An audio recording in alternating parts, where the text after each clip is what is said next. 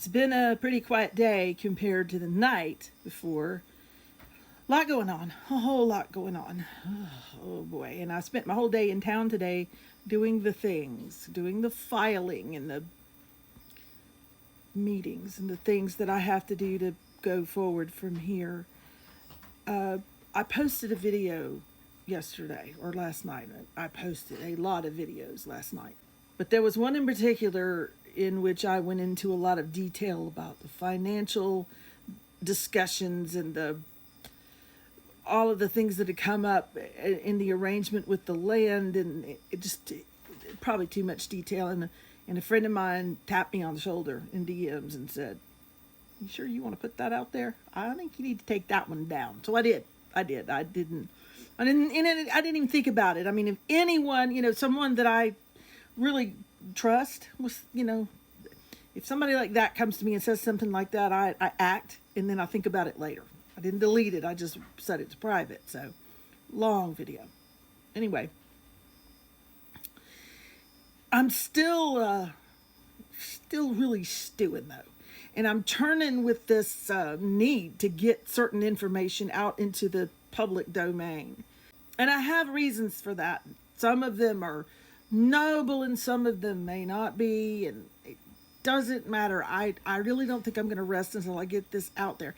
Now, there's a legal record of the details of the, proposals and the, all of the conversations and everything. That's not what this is. Apparently, these people have some tendencies like the lolcow in that they want to twist stuff. They're going to try to make it look like I took this man for everything he's worth. And I want some reference point where in the future, at any point in the future, people can go back and say, okay, well, she sort of explained what happened there. And here's your receipts. So I'll do my best with that. And, I'm really kind of embarrassed for him. The level of dumb.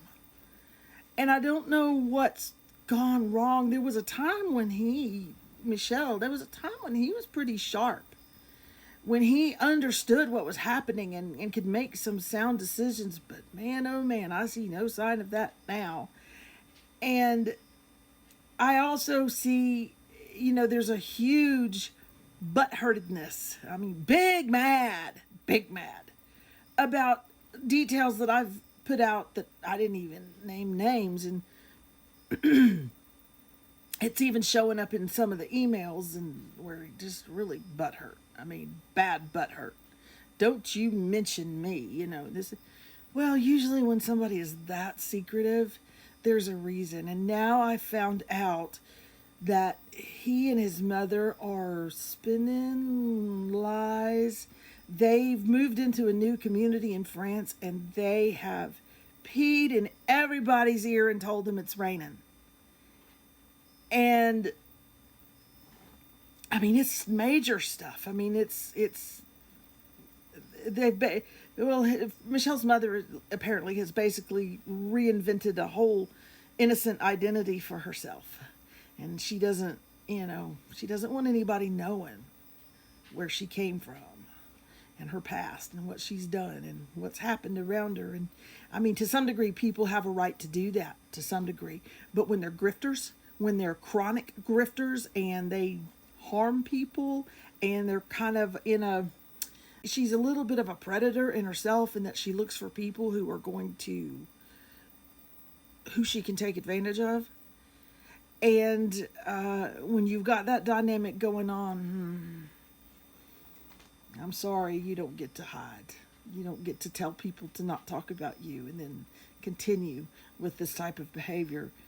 Those neighbors need to know who's living next door to them. Okay, so anyway, I left space up here above my head. I'm going to put some snippets from an email that Michelle sent to me and to the investor, one of the investors. Now, there's a lot of information redacted. I don't think it's necessary. I don't think anybody needs to know exact numbers and whatnot. But I'm going to put these clips up here and we're going to talk about just how, my God, this man, that's AI. Okay, understand that this is an AI generated response.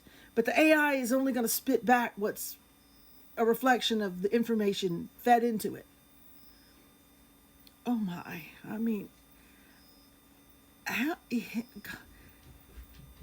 losing everything because his brain was too broken to grasp, to comprehend the reality of what was being said to him. And I said something about that in these narcissist videos that I put out.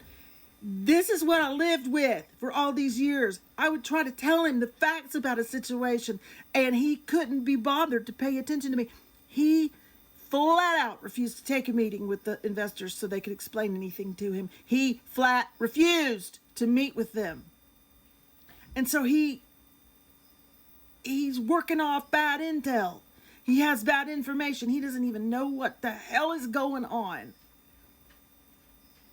And in that state, in that condition, he's made a decision and a series of decisions that's ruining his life, that has ruined his life, he's losing everything. And, it was even, he's losing everything in spite of my very best effort to try to make that not happen. And I tell you what, I've just glanced down at the time. This is going to be a two-parter, There's just so much. Like I said in another video, there's so much to unpack here. I'm going to just have this as kind of the intro, and then I'm going to go straight into the email that he sent. I do hope you see this, Michelle. I hope your ho-ho-ho will make you aware that this video is there. And I call her a ho-ho-ho. I don't really know the situation there, but if it walks like a duck and it quacks like a duck,